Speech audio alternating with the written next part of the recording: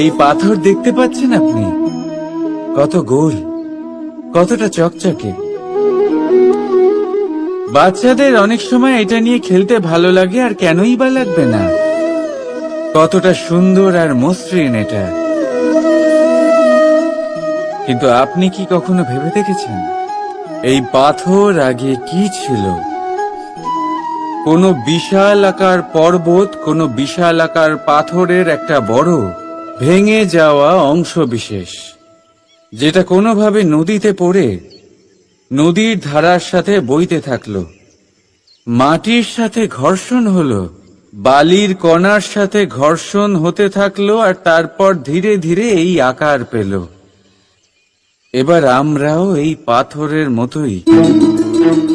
তাই মনে রাখবেন, আপনার ব্যক্তিত্ব, আপনার এই স্বরূপ ঈশ্বরের দেওয়া কখনোই নয়। হ্যাঁ, প্রকৃতি অবশ্যই আপনাকে জন্ম দিয়েছেন, কিন্তু আপনি নিজে নিজের ব্যক্তিত্বের রচয়িতা। আর আপনি তা রচনা করেন কঠিন পরিস্থিতির মুখোমুখি হয়ে, সংকটের ধারা পার করে। তাই আপনিও এই পাথরের মতো নিরন্তর চেষ্টা করতে থাকুন, নিজের অস্তিত্ব বজায় রাখুন, এই অস্তিত্বকে মহান করতে থাকুন, আর আমার সাথে ভালোবেসে বলুন, রাধা রাধা। দেখতে গেলে এই সংসার বড়ই সুন্দর, কিন্তু আসল সত্যি এটাই যে সংসারে সবকিছু নশ্বর। যেটা কাল ছিল তা আজ নেই, যা আজ আছে তা কাল ছিল না, আর যা আজ আছে তা কালও থাকবে না। প্রত্যেক মানুষকেই যথাসময়ে কালের কাছে মাথা নত করতে হয়। এই রূপের বিনাশ করে বার্ধক্য, প্রাণের বিনাশ করে মৃত্যু, আলস্য, ঈর্ষা ধর্মের বিনাশ করে, আর ক্রোধ বিনাশ করে সম্পর্কের। কিন্তু এরকম একটা অনুভূতি আছে যা একাই সমস্ত গুণ বিনাশ করতে সক্ষম হয়, আর সেটা হলো অহংকার।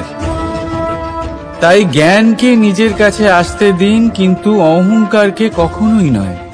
কারণ যদি এই অহংকার আপনার কাছে চলে আসে, তাহলে জীবনে যা কিছু আপনি অর্জন করেছেন, তা সে গুণ হোক বা হোক ধন, সে বন্ধু হোক বা হোক আনন্দ,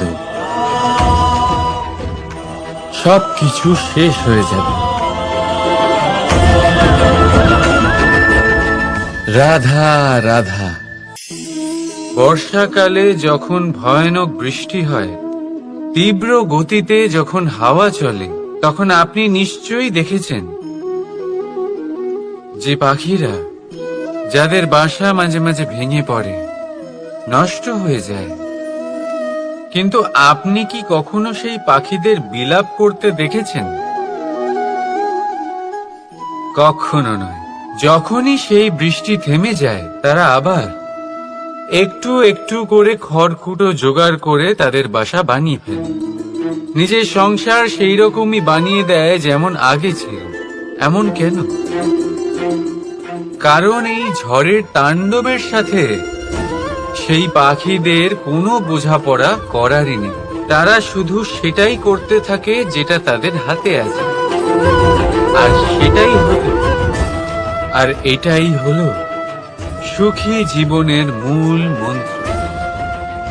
যেটা আপনার হাতে নেই, তা নিয়ে বিলাপ করে আপনার কোনো লাভ হবে না। মনোসংযোগ তাতেই করুন যা আপনার হাতে রয়েছে। যা বদলে গেছে তাকে আপনি আবার বদলাতে পারবেন না, কিন্তু যা আপনি বদলাতে পারবেন তাতে মনোসংযোগ করুন। এই জীবনে একটু ধনাত্মক হয়ে উঠুন, দেখবেন সব শুভ হবে। রাধা রাধা।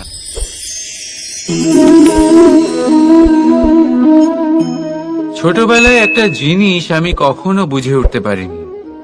আমি সবসময় আশ্চর্য হয়ে থাকতাম যে এটা কি করে সম্ভব হতে পারে। ব্যাপারটা ছিল এরকম, আমি আমাদের গোয়াল ঘরে দেখতাম ভিন্ন ভিন্ন রং রূপের গাভী।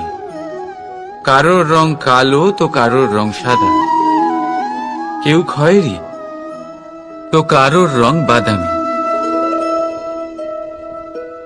এবার আমি দেখতাম কারোর কারোর শিং বড় তো কারোর এত ছোট যে দেখাই যায় না। কোনো গাভী আকারে ছোট ছিল তো কেউ একটু বড়। কিন্তু যখন সেই সব গাভী দুধ দিত তখন আমি দেখতাম সেই সব দুধ সমান, রং সমান, স্বাদ সমান, গুণও সমান আর সমান পুষ্টিও। এবার আমি এটা বুঝতে পারতাম না। আমার দৃষ্টিতে তো সমস্ত গাভী আলাদা আলাদা ছিল। আমি ভাবলাম আমি মাকে জিজ্ঞেস করি। মাকে জিজ্ঞেস করলাম। মা আমাকে বললেন, কানাই, রং রূপ পাল্টালেও গাভীদের বাস্তবিকতা তো পাল্টায় না। গাভী তো গাভীই থাকবে। এবার আমি এটা বুঝতে পারি না যে মানুষ এটা আত্মসাৎ কেন করতে পারে না। দেখুন, রং, রূপ, জাত, ধর্ম, ভাষা, এই সবের উপরে হলো মনুষ্যত্ব। আর মনুষ্যত্বের একটাই ধর্ম, আর সেটা হলো প্রেম।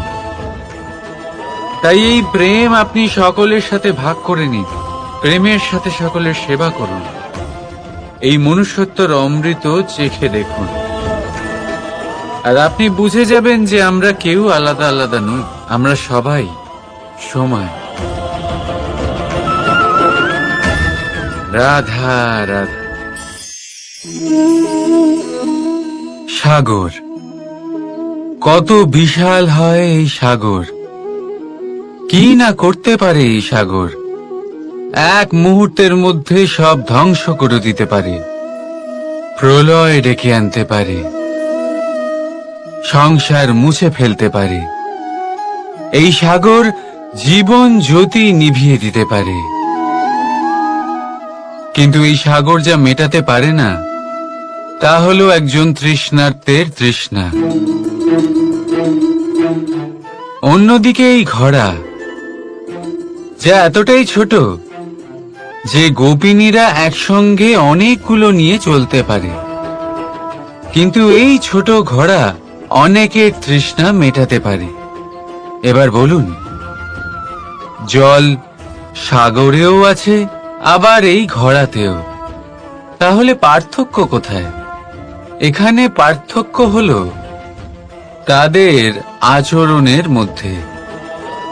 একজন মাটির মধ্যে মিষ্টি জল ধরে রাখে তো আরেকজন নিজের নোনা জলের আঘাতে যে কাউকে মাটিতে মিশিয়ে দিতে পারে।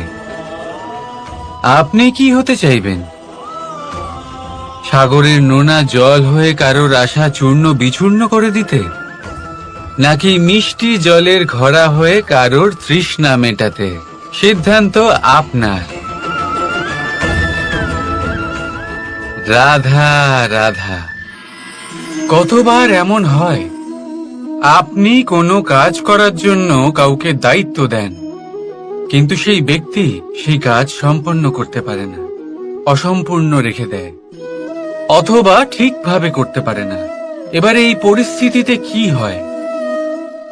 আপনি ক্রুদ্ধ হয়ে যান, তার উপরে আপনি রেগে যান, তাকে তিরস্কার করেন, আর তারপরে সেই